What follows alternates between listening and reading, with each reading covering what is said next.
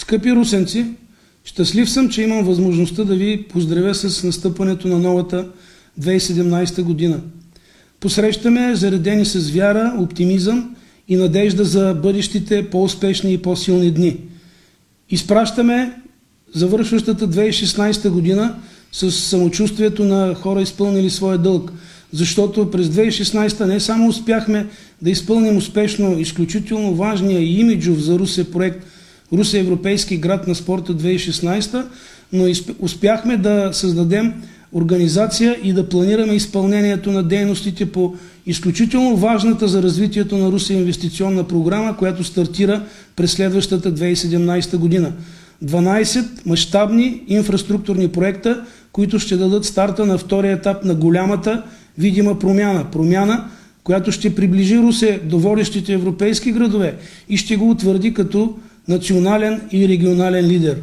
Крайбрежната зона с промяната на алейната архитектура, с изцяло реконструирания и разширен Придунавски булевард, с 4-те свързващи с централната градска част зона улици Славянска, Църковна независимост, Баба Тонка и Райко Даскалов, ще променят изцяло визията на централната градска част на Русе.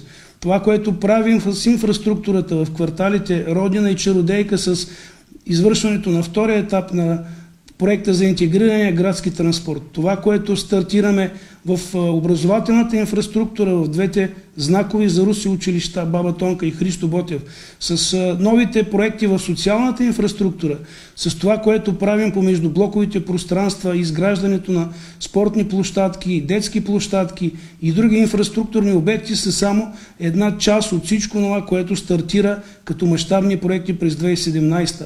Разбира се, не мога да не спомена и старта на чаканата с години от русенци цялостна реконструкция и рехабилитация на уличната мрежа и тротуари в града. Всичко това с неговото завършване значително ще промени облика на Русе, ще го направи един съвременен и модерен град, такъв какъвто всички ние го искаме.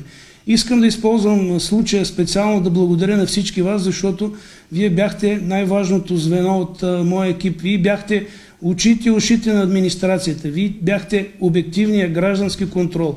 И благодарение на вас ние успяхме да постигнем заедно всичко това.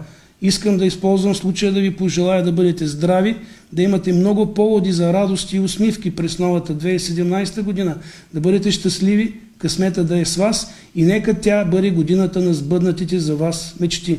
Скъпи русенци, пожелавам ви една силна и успешна 2017 година и ви уверявам, че ние продължаваме да работим със същото темпо, защото това е важно за нас, за бъдещите поколения, за нашите деца, за нашите внуци. Продължаваме, разбира се, заедно. Честита новата 2017 година!